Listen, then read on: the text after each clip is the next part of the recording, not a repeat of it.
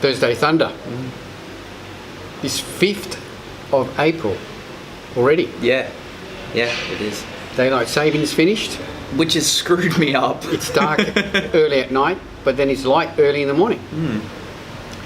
This episode is brought to you by Australian Muscle and Australian Muscle The Gym. Check us out online at australianmuscle.com.au with free Australia-wide delivery. Correct. But let's get to the real important issue of the week. Really? How's your poo? My poo. Not much. I am 9 days in, I think, into gut right. So I'm at the end, and everything's fine. I didn't have any of the real dramatic syndromes that people said. I had lots of wind. Yes. But to me, my wind always smells really great. So That's not really a good thing. So you just generally smell bad. But I did notice that at about day 3 to 5, you know.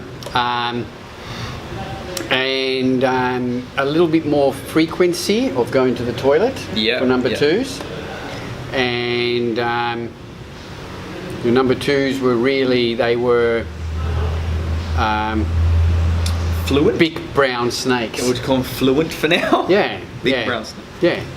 Yeah. Since we're into it, you know, the ones that enter the water silently. Yeah, so you don't even know they're there. No, with the perfect snap and everything. Snap. It's like when we were training the other day. But I feel really good. Like I feel, I feel really good in the stomach. Like everything, when I eat, I feel really good. I don't feel bloated or really full, you know, as such. Yep. Yeah. So, and now I've got 2 more days. So I've got 9 and 10, and then I'm just into the maintenance. I'm into the maintenance now. Yeah. And like I said to you over Easter, I had chocolate and it felt like I was dying because my body was not used to it. My gut was not used to that sugar, that simple sugar after the protocol. I did not feel well.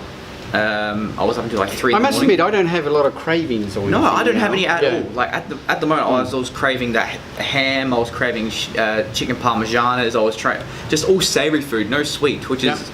But I must admit, that has been one of the biggest launches of a product. Yeah. And I've been in this industry for over 20 years that I've seen. Like the anticipated release of the product, and then when it came out. Like how much gut right we've sold is incredible. We actually sold and how much ATP sold around the country was phenomenal. 26,000 units or something like that. They sold on the initial rollout. Yeah. Yeah, and we're officially out of stock. Well, you're out of stock here, but the other stores have still got stock. So I'll bring you a couple here. So you went through yours because we had the same amount of stock. Oh no, you did have less. Did I? Yes, you did. Nah, that's not fair. Your initial delivery was less than the other shops. So, in that respect. I still sold 2 already today. But it's okay. So I would highly recommend it. If you have got stomach issues, even if you don't, just to reset your gut flora, I think this product is the real deal. And based on all the feedback we've heard from everyone else, we agree. And just the copious amounts of research behind it. Yep. Yeah. Exactly right. Everyone should take it. So you're not into it yet, don't know anything about it, look up ATP Science. Check out the Gut Right seminar that you can watch. You can either listen to it on their podcast through their website, you can download the podcast or listen to it live, or they've got the video, the Gut Right seminar they videoed on YouTube. Or if you want to watch our ATP Gut Right review, you can just look at it in the bottom. I will put in the description, so you can link it right there. To just find out what I thought of it. Exactly right. Yep. Okay. Bodybuilding news. We had a pro contest last weekend. Yeah, the Indy Pro. Indy Pro. So that had a men's open and a men's 212. We spoke about it last time that we had like. Who did we have in the top 3? We had Steve Kuklo, Hide, and Luke Sandow. Luke Sandow, Yeah, all right. Well, Hide was 7th. Yeah, so we got that wrong. We got that one wrong. So this was won by Steve Kuklo. Charles Griffin came 2nd. Now, look, I haven't heard... This guy's been around, and if you have a look through all the results, he does a lot of shows, and he's always in that top 5, top 6. The guy's a monster. Yeah. He's actually a big unit and in condition. Sort of a Dorian Yates type physique, I thought, you know. Just not grainy. Well, he was pretty grainy as well, but Yeah, so he came into second. He pushed Luke Sandow into third, who I thought had gone a little bit backwards from his Australian pro, smoothed out a little bit. And then after that, there was a whole bunch of people that we don't really even know. Ian Valeri, Justin Rodriguez, he seems to be always around the top 6, 7 or 8. Again, Roman Fritz, and in 7th was Hide. And you see Hide seemed to crack the shits a little bit on social media. Haven't seen it yet, but I'll be looking at it soon. Yeah, he put up a post about how he didn't get enough comparisons. You know, and that the pros should get more comparisons. And look, I didn't see the show, but he might have a valid point. Yeah, very much so. Yeah. You know, but to put up a post like that straight after a contest usually it seems like it sort of reeks of sour grapes. Yeah. You know. But you know, he said that he only had like 2 or 3 comparisons the whole show. So, you know, if you're not on or if you're off, well, the judges are going to always push you to the end, and you're not going to get much. You're not going to get many comparisons. That's just the way it is in bodybuilding. But pro bodybuilding, maybe he's got a valid point that you know they need to. Maybe the lighting was off, you know, you never know. The lighting wasn't very good. Yeah. I saw some of the photos, you know, but that doesn't, it's not going to just affect the Hide, it's going to affect everyone, yeah. So that's never an argument, because if you think the lighting's off, well, it's going to be off for the winner as well, it's going to be off for everyone. That means it just didn't look 100%, you still lost. Yeah, exactly right. They also had a 212, and that was won by Charles Dixon. Was first, Jacob Wilson was second, and third was Silvio Samuel, who we talked about last week. So he made his big comeback. After 10 years and places top 3. Places top 3, and he only just got out of jail like 8 months ago. What did he do? He beat up his girlfriend and his girlfriend's mum or something. Something like, I think it was an assault charge, and he spent a couple of years in jail. If he didn't do that, it would have been pushed to second. Well, I mean, for him to come out, I mean, sitting in a jail cell for a couple of years, come out and have like a year of training under your belt and finish top 3 in the pro show. That's, Yeah. And he looked good, and nobody seems to know this guy's age. You know, everyone's saying he's around 40, and then others are saying, no, he's 50. But he must be closer to 50 because he was competing, you know, like 10, 15 years ago in the pros. So, well done to him. 4th was Ahmed El Sandani, and 5th was Ahmed, and 6th was Guy Cistanino. Yeah. Did see a few things about Guy, how people overlook him and that sort of thing, but he's got to shave his beard off. Yeah. that's what's maybe that'll do the trick. Yeah. But yeah, so that was the Indie Pro. Yeah. I think there's another couple of. Well, we're really into the pro show circus. So it's pretty well shows every second or third week. So I don't think there's anything on this weekend that I know of, but we will keep you up to date in future episodes. What are we going to talk about? How I put an analogy of supplements, and this goes to a question that we've got, where a gentleman asks about a new supplement that's released every day, which there is. There's thousands on the market. Evolution of the business. So the question he's got here: there is a new supplement released every day, and there are thousands on the market. Supplement stores, brands, gyms would lead the consumer to believe that buying a wide range of supplements is necessary to achieve in the simplest of fitness or aesthetic goals. Whether it's true or not will always be up for debate. If your goal was overall health and fitness, what would your go-to supplements be? And do you think there will be a pushback to the amount of crap that's out there and return the meat and 3-veg type supplements? Thank you. That's a great question. It's a good question, and it's something that we have actually covered a number of times. And I will go back to my little Ferrari story versus the Commodore. Okay. All right? And this is how I see how a lot of people look at supplements, you know. You've got Joe Blow here, he's got himself his VL Commodore, you know. Is it a Calais? Just a VL. Okay, just a VL. All right. So what he's looking at, he's online and he sees these Ferrari valves and it says, you know, increasing power, and he thinks, I'm going to put these Ferrari valves into my VL Commodore, you know, and it's going to go like a Ferrari. He gets these valves, he puts them into his Commodore, and nothing happens.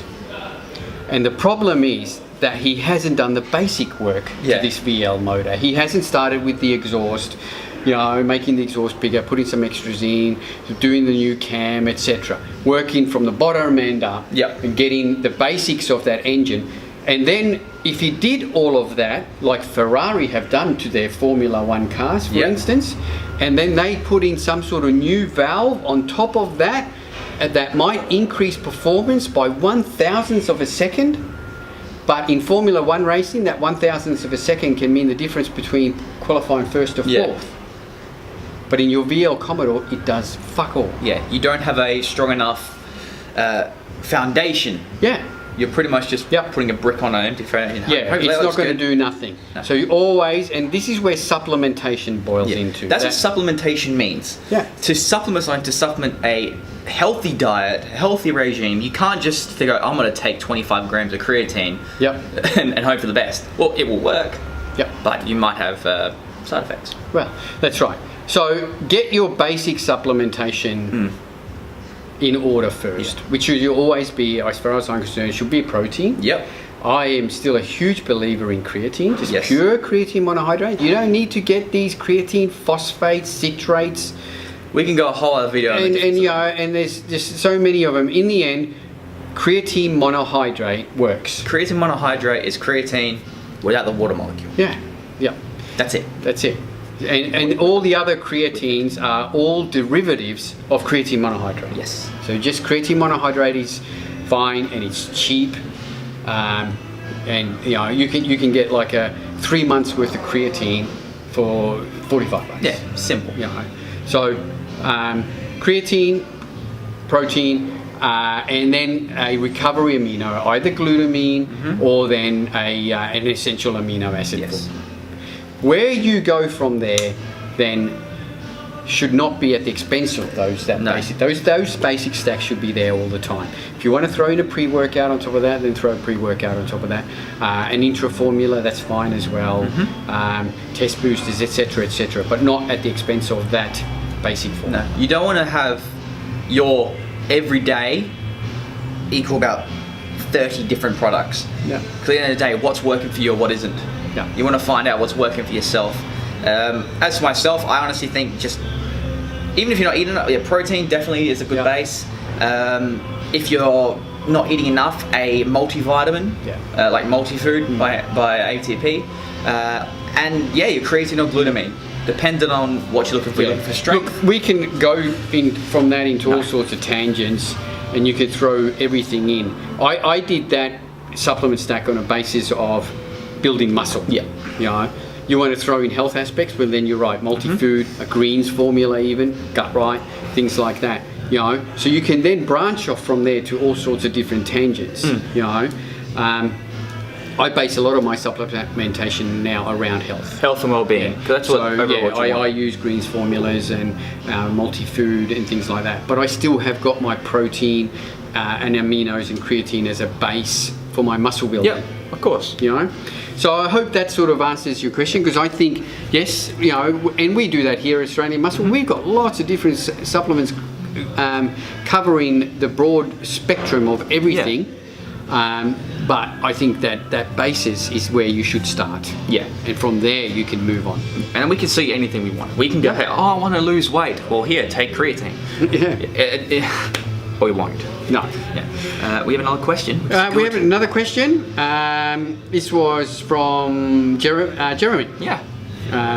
Our friend Jeremy. Good day, Jeremy. How you doing? He asked, weight training, fasted first thing in the morning, any negatives in terms of making muscle gains, or shouldn't be an overall issue if your macros, calories are hit every day? Now, all right. First thing I'm going to say is train when you want to train. Yeah. No. Perfect. Yeah. You know, I don't think it makes any difference. I know some massive, huge guys. Jason Bednar, our Salisbury manager, trains at 6:30 in the morning every morning, and has for basically his whole training life.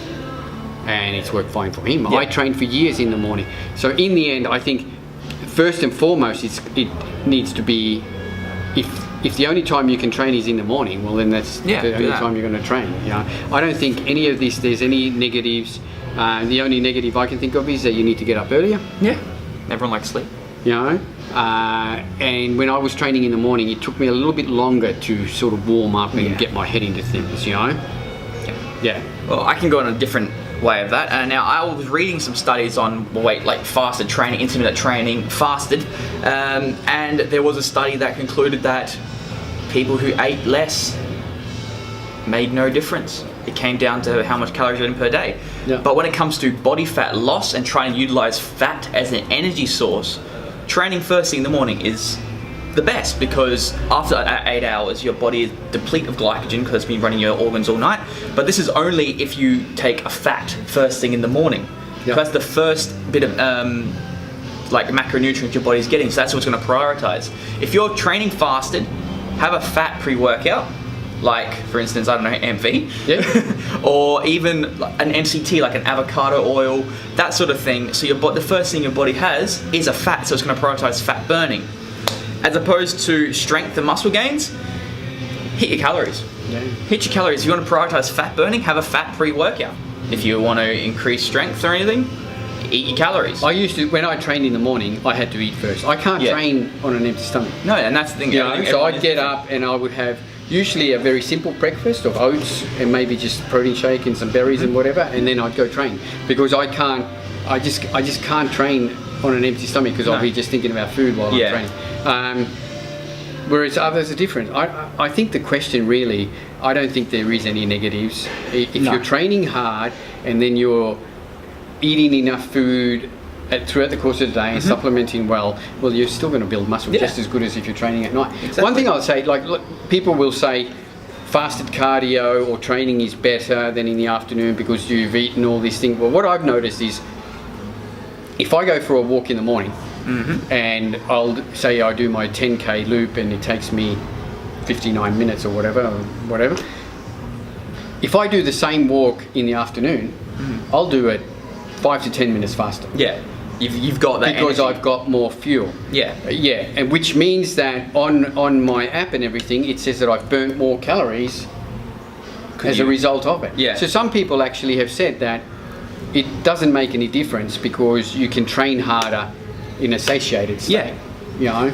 So, and if you want to go down deep into in the end, what matters at the end of the day is your calories in versus calories out. That's exactly it. Yeah. Biologically, if you want to, take advantage of every little powerful aspect, testosterone production is highest around 3-4 in the afternoon. So use that to what you will. Well, there you go. Yeah. So, yeah. Train when you want to train. Train when you want to train, but eat your calories. Yeah. Meet your calories, and you're still going to grow. And Jeremy is huge. Yeah. That's it. That's it for the questions. That's it for the topics. We do have a few bits of news and pieces. We've got the in-body body fat testing is here at the gym now until Sunday. So you can come in and get a body fat scan at any time. We're open till 7 o'clock tonight, 6 o'clock tomorrow, at 3 o'clock on Saturday, and we will be here on Sunday. 12 to 1:30 as well. Yeah. So you can come and get a scan. We'll get them back again a month later, and you can do follow-up scans. So scans are $35. You get a full readout, full body composition, and it's here at the gym right now. Season A starts this weekend. So the bodybuilding season is on the go, and the first contest of the year here in Adelaide is the PCA, which will be held at the Convention Centre. Which will be interesting because nobody knows anything about the PCA. Nope. And I believe you're going to make a... look, I'm going to go have a look. I've had an invitation from Adam to come, and I will go. I'm as excited to see bodybuilding contests. So I'll go and check it out. We'll do a report next week. So in a nutshell, the PCA is a British federation that have moved on into Adelaide, into Australia. They're a non-tested federation. So, we'll let you know how it goes. Back in stock, Double Tap is back in stock at all stores, $79.95. New formula? New formula, they've taken out the DMAJ. Yeah, of course. Obviously. We'll do a review on that. We'll do a review on it. Speaking of contests, the ICN is only 2.5 weeks away. Entries are coming in. We have hit 60 entries. Beautiful. And we're getting about 3 or 4 a day. So the numbers are getting up there. Don't forget, competitors, entries close on the 16th of this month at midnight. So get your entries in. Just get your entries in Yeah. now. You know now if you're going to compete or Yeah. not. Get And your obviously entry you in. want to register first. Hey? You want to register first on the I Can Compete Natural website.